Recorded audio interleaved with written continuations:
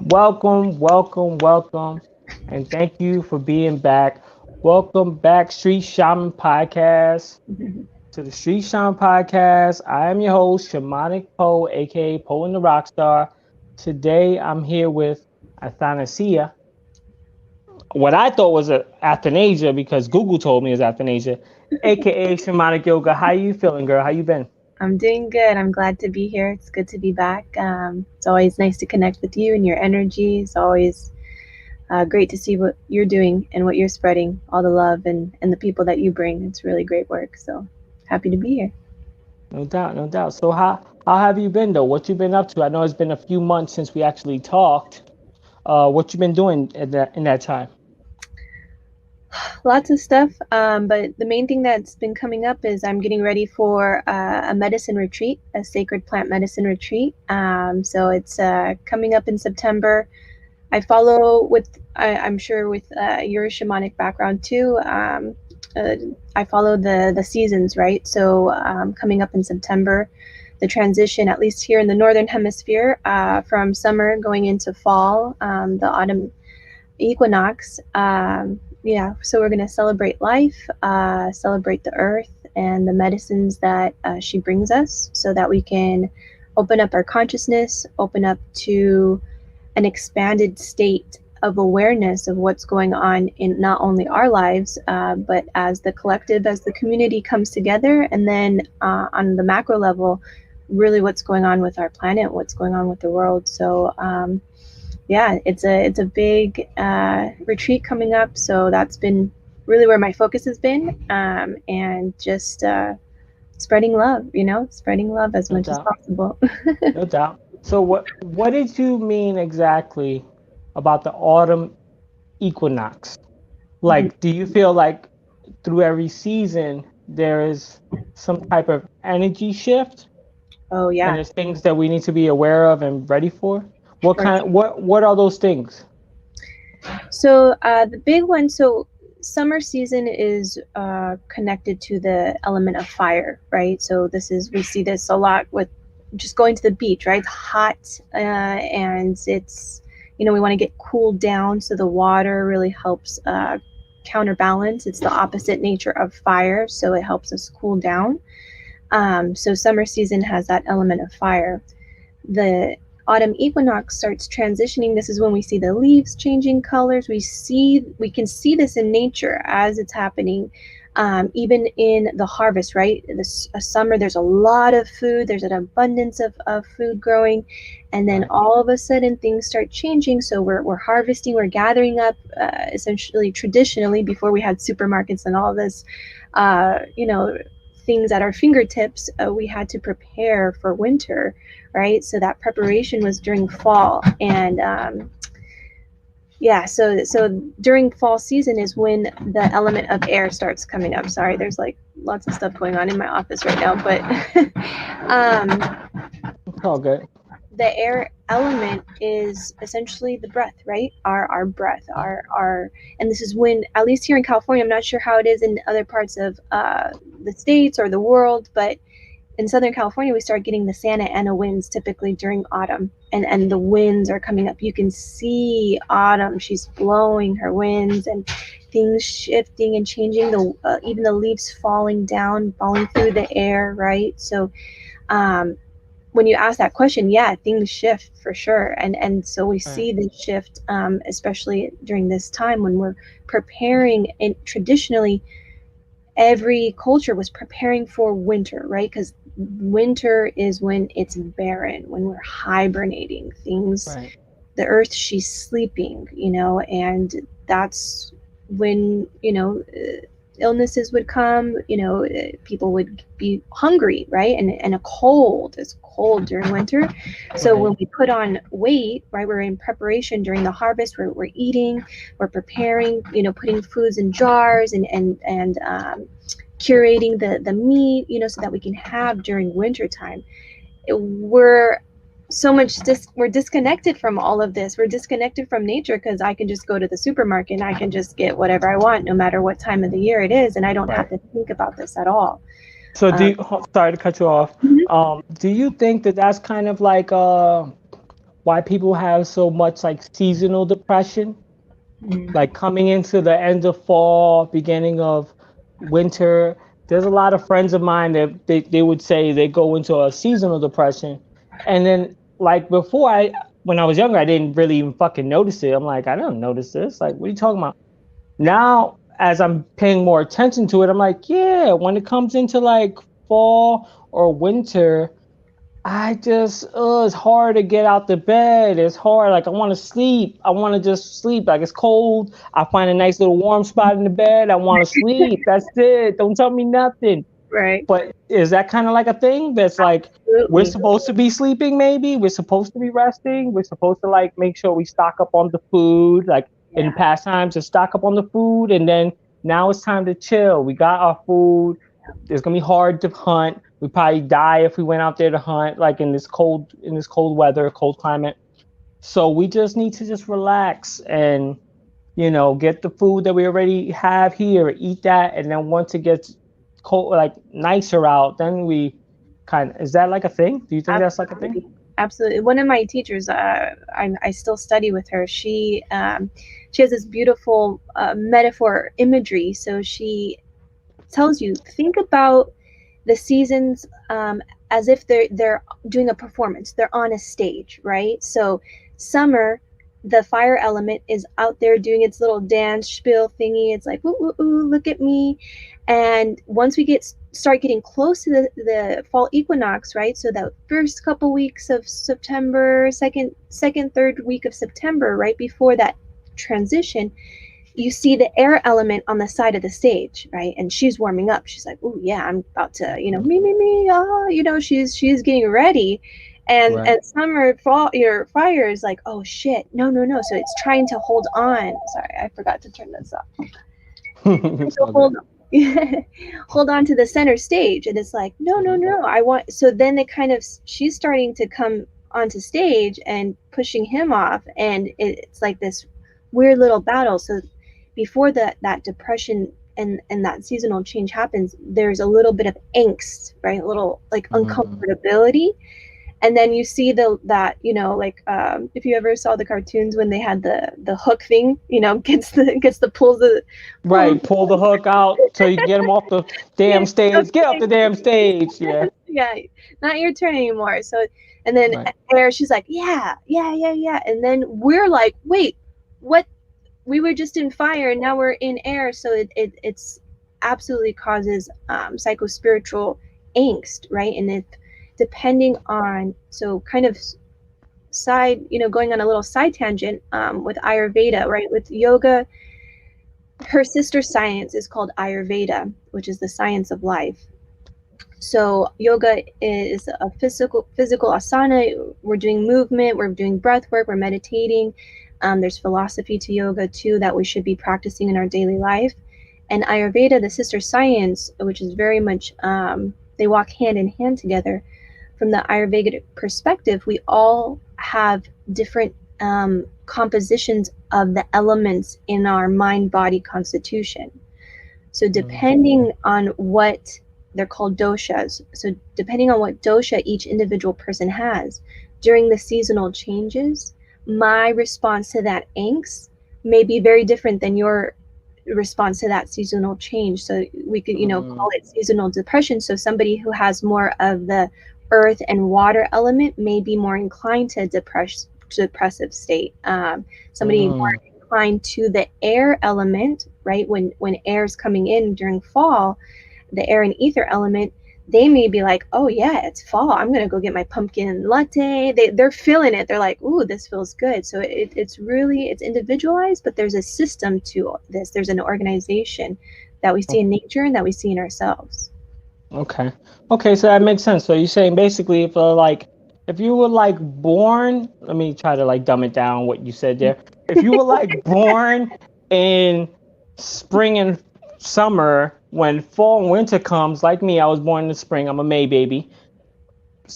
When winter comes or fall comes, I start getting like the most depressed, the most bitch assness. I'm just sitting there like, oh man, like I don't even want to do nothing. But when spring and summer comes, I'm like, yeah, let's go outside, let's go do something. So you think that that's kind of the reverse for the people that were like born in the fall? It could be dependent on when you were born, but it's really there's that aspect for sure, like astrologically, because of the way that the stars were aligned when you were born at the time of your birth, does have an influence on us, and it carries out through our lifetime. So there's that for sure, and then there's our physical body and our mental body, our mind and our body are constituted of specific elements. So we do what's called an Ayurvedic diagnostic. So we diagnose your elemental composition to learn even more of your nature. And so then the fun part for me too, knowing astrology, I can look at your astrology and your Ayurvedic dosha and see even more of how the elements are influencing your personal life. Yeah, for sure. That's a really great question. So what do you think about those people that don't believe in astrology?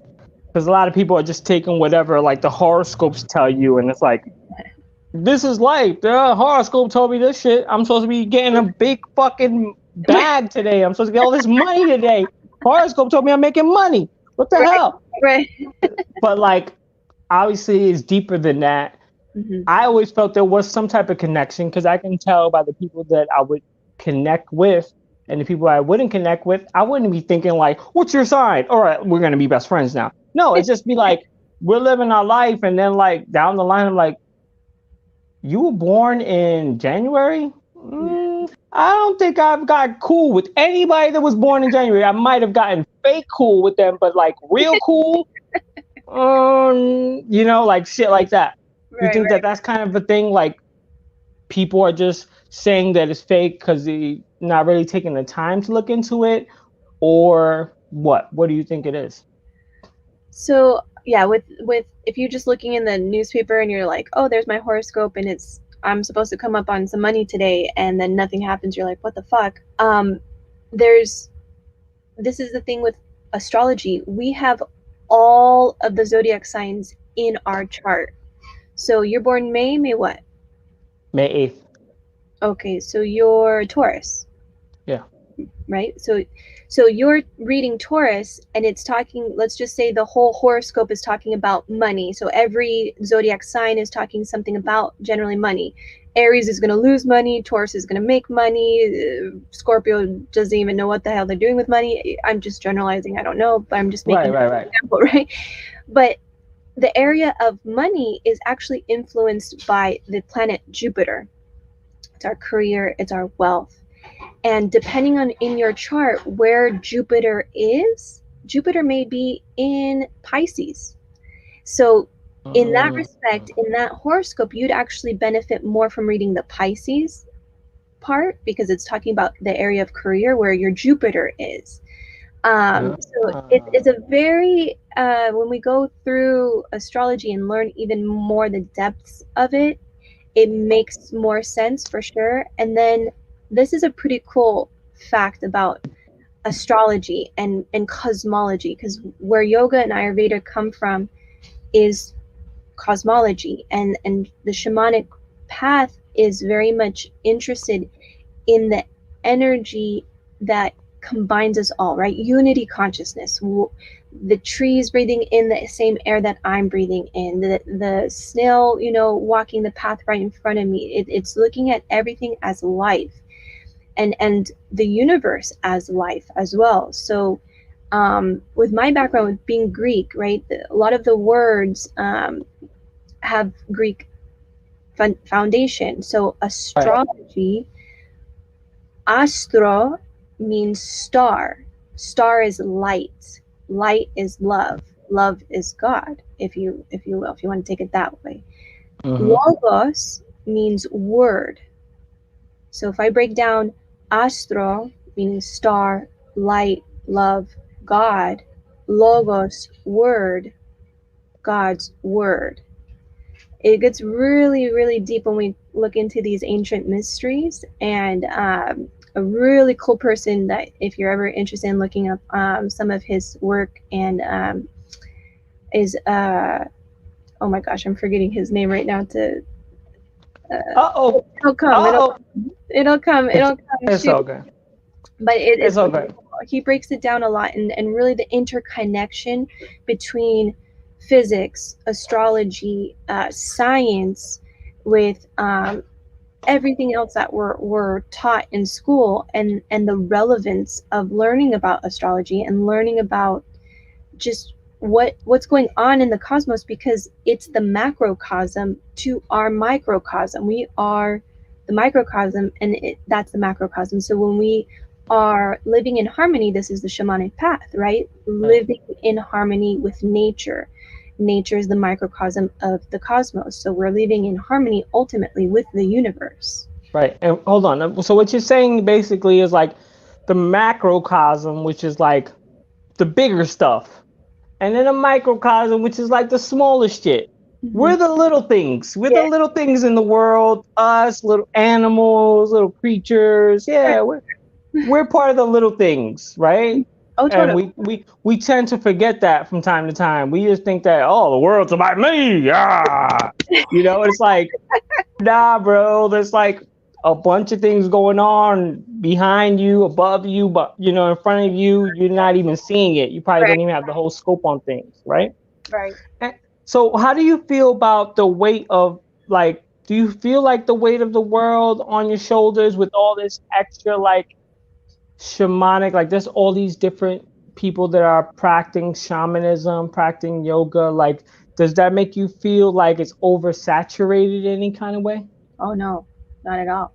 You feel like there should be more shamans, Absolutely. there should be more people? Absolutely. I do too, but at the same time, sometimes you look online, it's like big booty pics, like the girl's butt is like out to here, she's doing some shit, she's like, booty, and it's like, shamanic, come to my thing, and it's like, okay, I see your booty, whatever, I see you doing the shaman thing, but like, how much of that is real when half the time it's like a bait and switch? It's like, look at this booty, but here's this, real thing. But I guess that's just my mind playing a little trick on me, because like, we still need to attract certain people for whatever reason it is. You might attract them with somebody might attract them with all the jewelry that they have, I would hope, and then go, hey, now that you saw me for all this jewelry, here's the truth. Here's some real shit. Here's something to think about. Here's something to take home with you. Whereas, like, most people are just like, look at the shit that I got. I'm better than you. Mm-hmm. I think we do have to do this kind of like mind trick on some people, because so many people are brainwashed into, or indoctrinated into the culture in one way or another. But you don't feel at all that the amount of people and all the girls showing their booties saying that they're shamans and stuff, like, you don't think that that's like messing up your thing and what you do at all? No, because there's no competition. See, that's like, that's the illusion that you're talking about. There is no competition, and what attracts somebody to that person, like begets like attracts like, right? So there's something there that everything is divine, so they're supposed to meet, they're supposed to work. Whoever's supposed to work with me is supposed to work with me. Whoever I'm supposed to go and be their student, whoever's my teacher, the universe is all orchestrating it. I don't have to worry about that. And that's, like you said, it's the mind, it's the illusion, Maya, illusion, and the distraction, the disturbance of peace and harmony. So, this is where practicing yoga, sitting in sacred ceremony, I'm actually in what's called a khichdi cleanse right now. So khichdi is a whole food, whole dish actually from India, and I've only been eating that morning, lunch, and dinner. Already it's been almost 2 weeks. On Saturday it'll be 2 weeks, and I'm going to do another week. And I did one day of a full water fast in between all of this. So what's in that diet? Yeah, so it's a dish. Essentially, you boil rice, split mung beans, which are very similar to lentils. Lentils, in fact. So it's essentially it's Indian rice and beans. So it's rice, beans, zucchini, carrots, turmeric, Okay. ginger, and mustard seeds. So it's in yoga and Ayurveda we call it Sattvic. So there's three states of being: Sattva, Tamas, and Rajas. Sattva is goodness, is light. It's essentially what brings harmony and balance. So when we eat Sattvic foods, it's also cultivating goodness, is cultivating balance. When I watch something Sattvic, same thing. When I'm listening to Sattvic music, same thing. Rajas is the energy of movement. It can be aggression, even in like its shadow side.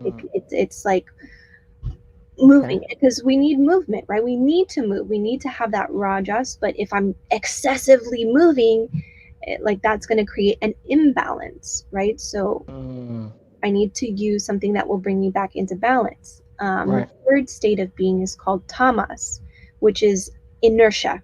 It's what you were talking about, being in bed and like not wanting to get up, and you're just like, okay, I'm really comfortable, I'm really warm. That's tamas. Tamas is like, no, it's inertia, I don't want to move. So you need the opposite. You need rajas to get you going, right? To bring movement into your life. So this food khichdi is sattvic. So essentially, and this is the mind, right? The mind loves drama. The mind loves the story. It loves spice. Right? So my mind goes, oh my God, you're going to eat khichdi for 3 weeks? Jesus Christ. Like, don't you want a donut? Don't you want, like some chili cheese fries? And chili cheese fries. So how can you deny chili cheese fries? Come on, girl. Nah, go ahead. But it's like, I'm like, oh, this again. But that's the mind. When I eat it and I feel how good I feel while eating it, and even after, I'm like, oh, that was so worth it. Like this Tuesday actually was a really big test from the universe, because I had an ending to a relationship, right? It was not a fun day. It was not pleasant. Crying, emotions coming up, all this stuff. My mom was my family doesn't really eat the way I eat, and that's totally fine. And so she had gotten steaks out. She was really like, she was jamming in the kitchen, and I'm like sad, and I'm like, oh, I'll eat some of my mom's food. Maybe it'll make me feel better. And then as we sat down, and like this is called Dharmendriya, our higher wisdom. When our higher wisdom speaks, she told me, she's like, eat your khichdi. It'll still make you feel better. So instead of like, because I've been in this, right? That was at 10 days. So my digestive system has not had anything other than khichdi, right? So if I try to eat a steak, I'm not going to feel good, right? Yeah, you're going to get sick, right? I'm going to get sick. So thank God that came in. And not only, because we have thoughts, we have those thoughts, our higher wisdom comes in. I work with a lot of people who say, I'm not intuitive, I'm not like you, blah, blah, blah. I'm like, no, you are. You just don't listen to it. That's the difference between someone who's intuitive and somebody who actually follows through, right? You got to follow through. So absolutely, yeah. Like, sorry to cut you off, but yeah, like it's like one of those things. Like a lot of people, I feel like I look at them like, are you not getting thoughts in your head? Like, are you not getting those type of? Because I'm sure I hear them shits all the fucking time. Sometimes I tell you, shut up, motherfucker. I'll just do what I want to do. But like, they're there. Like, and when I do something stupid and then I feel it, the next day, it's like that thought comes back, that voice comes back, goes, motherfucker, didn't I tell you? I told you about some shit and you ain't listening to me. Now look at you. It's like, shut up. I know I gotta deal with it now. Right. But yeah, for sure. Let's get into the retreat, because like I remember the last time we talked to you, I talked to you, we talked about the retreat and that you had to cancel the last one because of the pandemic, but now you got one coming on for, a month from now, right? Basically a month from now. Yeah. Tell me about the process, how you set that up, what's going to go on at the retreat. Are you worried that this shit will get canceled from the Delta variant? Like all those things. Let me know. things. Yeah, I'm not worried about that. I don't know. I'm not. That doesn't. Yeah, I just it's not part of my consciousness, and so if it does, this is where like flowing each day. As much as we prepare, there's no prediction of the future. I literally can't predict the future, so I'm just moving along as if it's already happened because I can see it. I can see it happening. I can feel the energy. I can feel the people. There's already people have already made plans. We already have people coming in from Florida. A lot of people here from California because it's going to be outside of San Diego, in essentially like a pine forest that's outside of San Diego, so in nature. And when we arrive on the fall equinox, so September 22nd. And people have the option of sitting with a medicine called Kambo. So it's the frog medicine from the Amazon.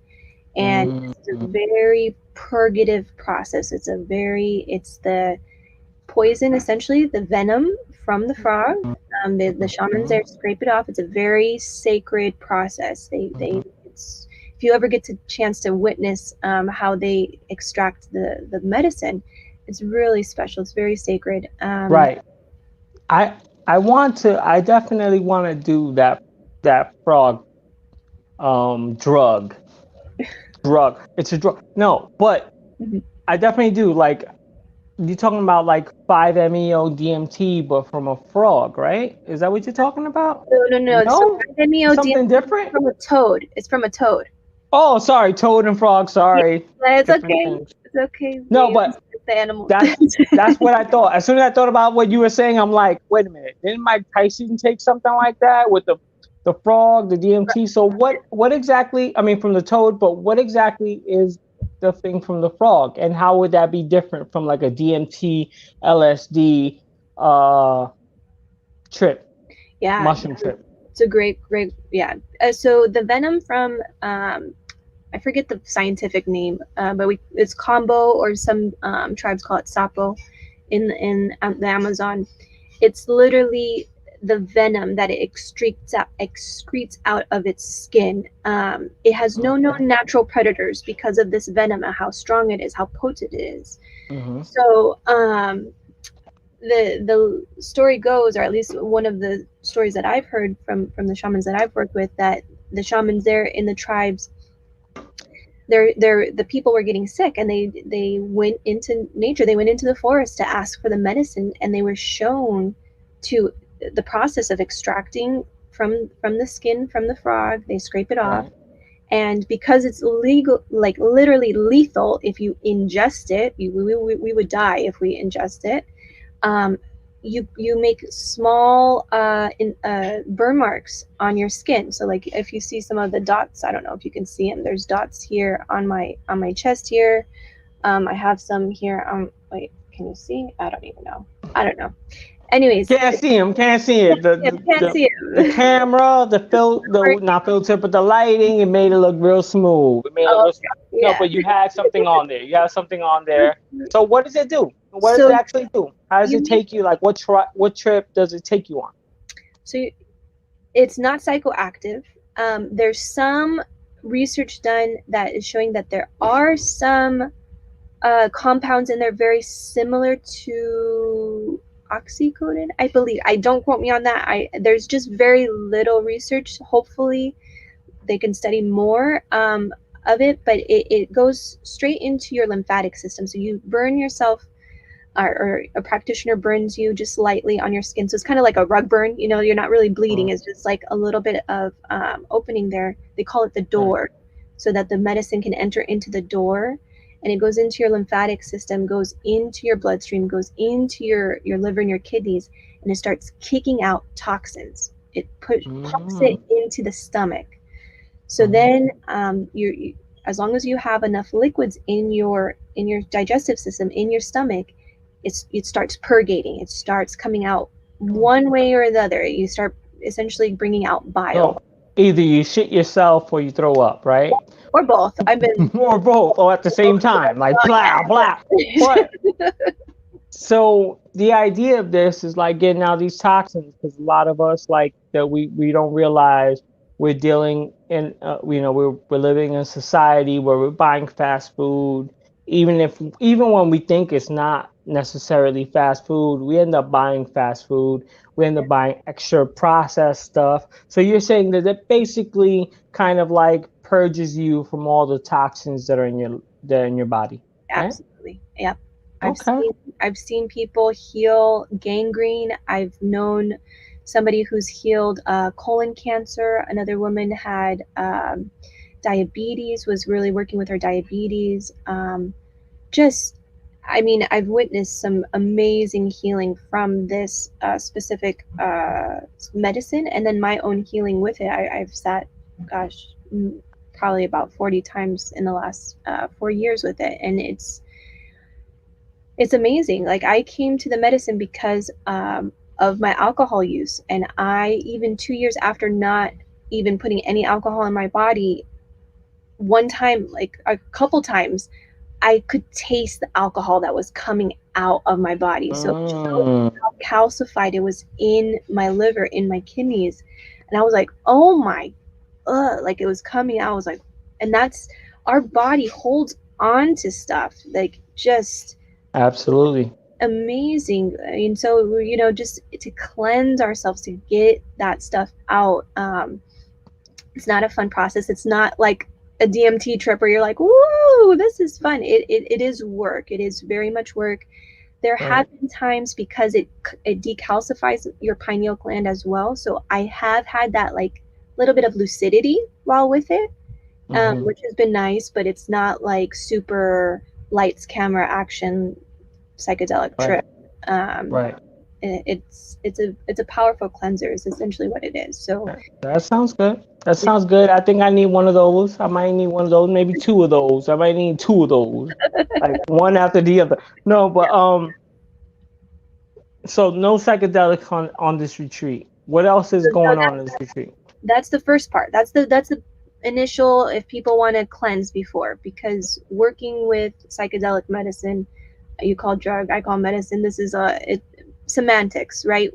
Right. In your heart, what is your intention? For me, coming from the life that I came from and the path that I'm choosing to live now, the reverence that I have in calling these natural herbs, natural fungi, natural frog medicine is a respect. And especially with the shamans that I've worked with, hearing them, witnessing them, and the medicine it's brought me, the real healing it's brought me, that's an important part of my life.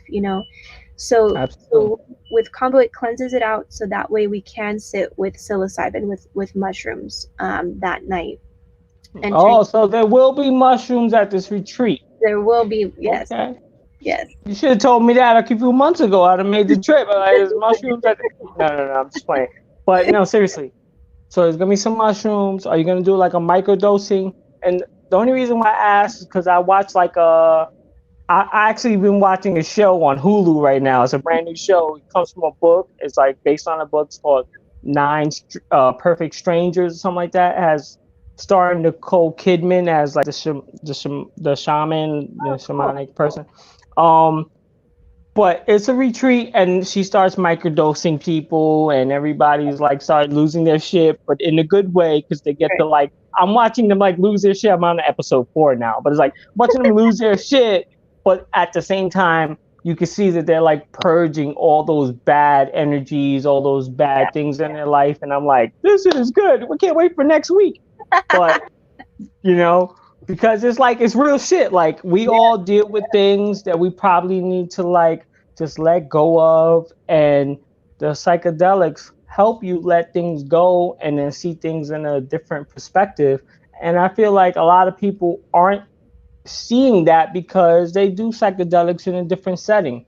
It's all about setting, and they're doing shit like, I'm gonna do like 4 grams of shrooms while I'm at Lollapalooza. Right. I'm like, okay, that's gonna help, because you're getting all this extra like medicine, but you're gonna listen to a bunch of people tell you about like things that are like culturally damaging. Yeah. and Yeah. things that are self-damaging to ourselves. So it's kind of like that shit don't really work. I mean, if you want to have a good time, cool. But if you want to like really help yourself and see things in a different light, in a different perspective, you might need to take some of these psychedelics in a certain setting where you get that type of insight. Absolutely. Absolutely. And that's kind of going back to the nature, the gunas, right? Sattvic. So like you're at Lollapalooza, that is Rajasic, that is raw, right? We want Sattvic, right? So the container set and setting, absolutely. That's primarily. So when I work with people, sometimes I either do one-on-one healing ceremonies, or couples come to me, or I have had small groups, and really depending on what each individual needs in that moment. So maybe somebody would need a microdose in that ceremony, because we are not, like we said in the beginning, it's not just the individual healing that's happening, it's a group healing as well. So somebody who may be more sensitive may not need 4 grams. Somebody who may need 4 grams may need 5 this time, may really need to go into that hero's journey. Right. And so that's, it's really, once we all come together, the souls that feel it for this specific retreat will hear the call, and they will, spirit always, this is where, kind of going back to your like question about like the other person, saying they're shaman and their butts out or whatever. I'm not worried about that, because spirit will whisper, spirit will somehow, if I don't know the person, will bring them, through the Instagram, or a friend of a friend, or this. I've had people even just like come onto my website sometimes from other parts of the world. And I'm like, how the heck did you? But I know that spirit, and their soul was like, I need this now. Right. She's doing this over there. You need to meet up with her. You need to be over there. So yeah, so we're going to open up with the mushroom ceremony on Wednesday. We're going to eat a breakfast khichdi. So I'll be making khichdi for the retreat. So that way in the morning, it's an easy digestive process. We'll do yoga. We'll be going on a nature walk, because we're going to be on 10 acres of property in the pine forest. And then we'll prepare for a second sit with the mushrooms on Thursday. Again, to keep going through the process. It's really beneficial to sit back to back. And ultimately, the mushrooms are opening us up so that on Friday we sit with Wachuma, with San Pedro. So essentially, the masculine. Masculine. All right. I see you. All right. All right. Here's like this is one of my last questions. How do you think you can help the mass psychosis that the world is under right now? Because I know there's like, I'm sure you see it. There's plenty of people that you're like just yelling at you. You attacked them. You should die. And it's like, hold up. I know you're probably doing it for good, or in your mind you think it's good and it's like beneficial and it's productive and progressive and all that. But what do you think? Like, how can you help it? How can you change it? How can you make people benefit off of like your retreat and the things that you're teaching? So I can't make people benefit, like I literally can't do that for them. All I could do is what I'm doing right now. I'm doing a khichdi cleanse for I'm preparing myself. I'm going to be sitting, doing a microdose cycle before, like everything that I'm doing is so that I'm vibrating in such an alignment and harmonic state in my mind body, so that my energy field is vibrating out, so that when someone either comes near me or speaks with me, or whatever is happening, that I'm in a state of peace. And my hope is that radiates out to them, and that they can get a little nugget of that, and then in their own journey use that nugget as a light, like as a whatever they need to do, wherever they need to go. So my prayer really is, it's not about the numbers. Like I don't need millions of people, not even millions. Like I don't even need 20 people at the retreat, or I don't need or if spirit says you need 20 people, okay, that's what I am literally I follow what my heart tells me, because I know that heart is connected to a higher wisdom. And so whatever I'm feeling inside to offer and to do, that's what I'm going to follow. And whoever shows up, whoever's willing, whoever's ready for that uncovering, because like you said, like the psychosis is very prominent, as you just said, and it can pull us down. It can pull us down if we're not, following what our heart needs. That's the main thing. So how I feel I could help people is really holding that container by being myself, the most authentic expression of myself, and the best version of myself. Like you said, like those thoughts, like when I don't listen to those thoughts and the next day I'm like, oh fuck, now I got to clean up whatever mess I did. I'm learning a lot better to not, just to listen the first time, and just like my ego, just listen, because we remember all the other times I had to clean up all the mess and whatever. So that way I don't have to worry about that. And when spirit starts working through me and the healing ceremony starts, I start transmuting energy, and that transmutation is a very physical response in me. I can literally feel myself. I pull out the energy from the person, and it's like it goes through my body and I transmute it out into a different frequency. So this is why for me, I really have to do a lot of physical work, yoga, eating properly, because that those low vibration energies that I pull out from somebody, when or if they've gotten stuck in my body, then I start gaining weight, then things start hurting, like then it gets stuck, right? So I literally physically transmute for people, and I start channeling a star seed language from two different, one from Jupiter, they're called Jupitonians, and then from the star seed planet of Theta Pegasi. So they start coming through, and it's a very it's a language that is not of this world. So very interesting, and people can feel the healing from it. It's I can't make sense of it when I'm here in Kanja. I'm like, what the? I still don't really fully understand it, but I keep surrendering more and more to it, because when I resist it, then I get out of balance, and I just can't live that way anymore. So yeah, no doubt. Hey, Shamanic Yoga. How do you say it? How do you say your name? Because I want to say Athanasia, but that's not Athanasia. You got it. Yeah. I got the accent down. Hey. Yo, Athanasia, I appreciate you. I appreciate you for stopping by. Let people know where they can find you, and how they can find you, and how they can get to the retreat if they want to do the retreat. Yeah. So on my Instagram is probably the best way, shamanic_yoga. Or my website, shamanicyoga108.com. You can email me there. But yeah, I have all of the information. So this is another thing, kind of what you said about like how I can help people. I personally talk to each person that's coming to the retreat, whether I've met you before or it's our first conversation on the phone.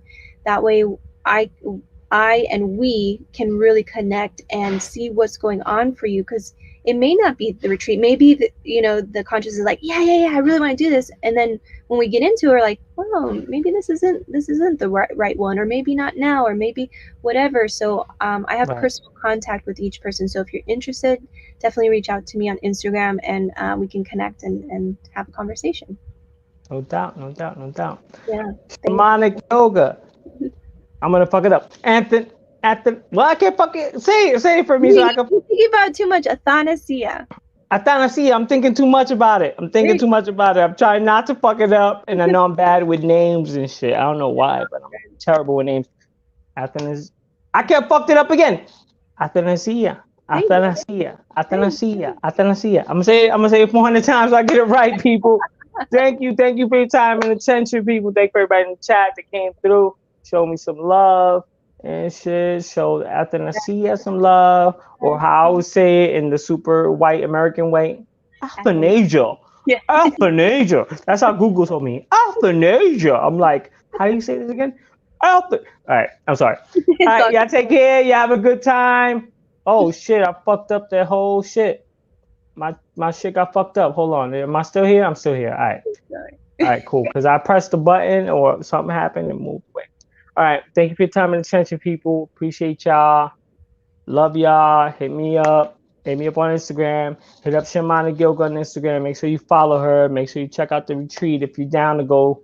And this is the Street Shaman Podcast. I know I'm a goof, Pam. Don't come and diss me on the chat. I love y'all. Y'all take it easy. Street Shaman Podcast. Motherfucker.